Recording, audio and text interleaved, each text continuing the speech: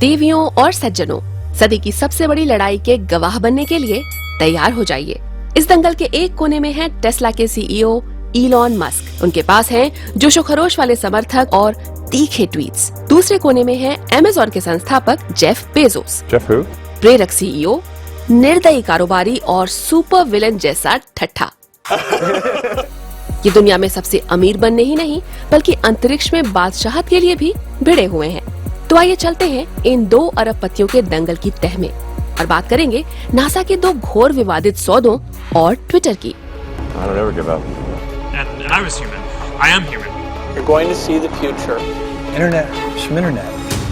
Tech Titans. 2004 की ये तस्वीर देखिए। एक जैसी सोच वाले 2 लोग साथ में डिनर करते हुए। आपको पता है आजकल ये दोनों क्या कर रहे हैं? शायद साझे में कोई बिजनेस चला रहे होंगे, है ना? पर ऐसा है नहीं। अंतरिक्ष की दौड़ में इलॉन मस्क आगे, जद्दोजहद करते हुए जेफ बेजोस। बेजोस की मिल्कियत वाले अखबार वॉशिंगटन पोस्ट की ये हेडिंग पूरा सार है। दरअसल प्राइवेट स्पेस ट्रैवल के क्षेत्र में असली टक्कर इलॉन मस्क की स्पेसएक्स और जेफ बेजोस की ब्लू ओरिजिन के बीच ही है। लेकिन ये 2 इतने सफल कारोबारी अंतरिक्ष में एक दूसरे से पहले क्यों पहुंचना चाहते हैं? क्योंकि छोटी सी तारीफ से काम नहीं चलता, इन्हें भारी खुशामद चाहिए। अब कुछ लोग कहें कि इलॉन बहुत शानदार, तो इतना काफी नहीं है। उन्हें और तारीफ चाहिए और ये भूख बढ़ती ही जाती है। ऐसे में अब कुछ साल पहले एक कारोबारी सफलता आपको जो संतुष्टि दे सकती थी, अब वो सिर्फ अंतरिक्ष में पहुंचने या अपने विरोधी को हराने पर ही मिलेगी। ये तकरार 2013 में शुरू हुई जब स्पेसएक्स और ब्लू ओरिजिन नासा के लॉन्च पैड 39A की होड़ में जुटी थीं। 1969 में चांद पर जाने वाले पहले अपोलो मिशन ने यहीं से उड़ान भरी थी। आखिर में स्पेसएक्स ने बाजी जीत ली। बेजोस ने इसका जोरदार विरोध किया, जिसके जवाब में मस्क ने ब्लू ओरिजिन का मजाक उड़ाने वाले कई ट्वीट दाग दिए। 2014 में रार तब बढ़ी जब मस्क को पता चला कि बेजोस ने समुद्र में रॉकेट की लैंडिंग का पेटेंट हासिल कर लिया है। मस्क ने तर्क दिया कि इस आइडिया पर तो 10 साल से काम हो रहा था और उनकी अपील सफल भी रही। 2021 में यह तकरार तब और बढ़ गई जब मस्क और बेजोस दोनों ने चांद पर उतरने में सक्षम यान बनाने के लिए नासा से फंडिंग के लिए आवेदन किया। मकसद था 1972 के बाद पहली बार इंसान को चांद पर भेजना। लेकिन नासा किसी एक को ही पैसे दे सकता था और पैसे मिले स्पेसएक्स को। पर ये दोनों इतना भिड़ क्यों रहे हैं? जब आप इतने ऊंचे ओहदे पर होते हैं, अंतरिक्ष में जाने की बातें हो रही होती हैं, तो बाकी सब छोटा लगने लगता है। ऐसे में लोगों को लगता है कि उनका मुकाबला सिर्फ उन्हीं की लीग वाले लोगों से है।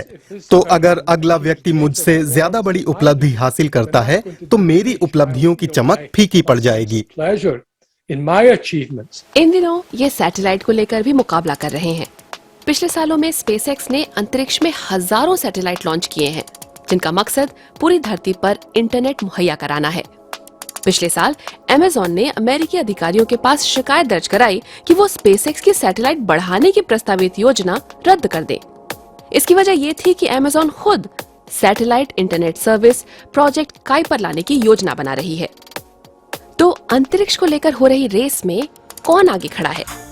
फिलहाल तो मस्क ही आगे दिख रहे हैं। स्पेसएक्स पिछले साल अंतरिक्ष यात्रियों को लेकर इंटरनेशनल स्पेस स्टेशन गई थी। 2023 में वो चांद का एक चक्कर लगाकर लौटना चाहते हैं। स्पेसएक्स की बराबरी करना आसान नहीं होगा, लेकिन बेजोस अंतरिक्ष को लेकर जितने जुनूनी हैं, वो ब्लू ओरिजिन को मजबूत दावेदार बना देता है। पिछले कुछ सालों में मस्क और बेजोस की निजी लड़ाई ट्विटर तक पर दिखी है।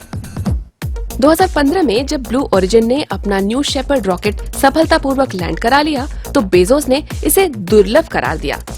मस्क ने ट्विटर पर इसका जवाब दिया कि स्पेसएक्स ने यह कारनामा 3 साल पहले ही कर दिखाया था। फिर जब स्पेसएक्स का फाल्कन 9 स्पेसक्राफ्ट लैंड हुआ, तो बेजोस भी चुटकी लेने से पीछे नहीं रहे। ये लोग ये सब काम सार्वजनिक रूप से क्यों करते हैं? क्योंकि इज्जत ही सबसे बड़ी संपत्ति है। अगर कोई देखे ही ना, तो अपने विरोधी को हराने में क्या ही मजा है।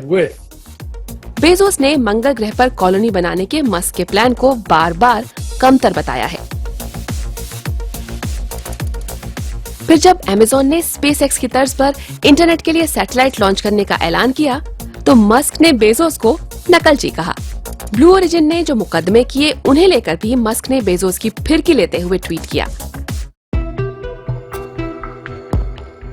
सारी कहासुनी एक तरफ, पर दोनों की निगाह लगभग एक ही चीज पर है।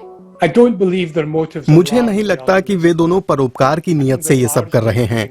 मोटे तौर पर तो वे ये सब अपने लिए ही कर रहे हैं, पर हम सभी ज्यादातर मौकों पर यही करते हैं। बहुत कम लोग ही इतने परोपकारी होते हैं। ज्यादातर लोग स्वार्थ और महत्वाकांक्षा के लिए ही ये सब करते हैं। एक तर्क तो यही है कि दोनों के बीच लड़ाई पर्सनल है।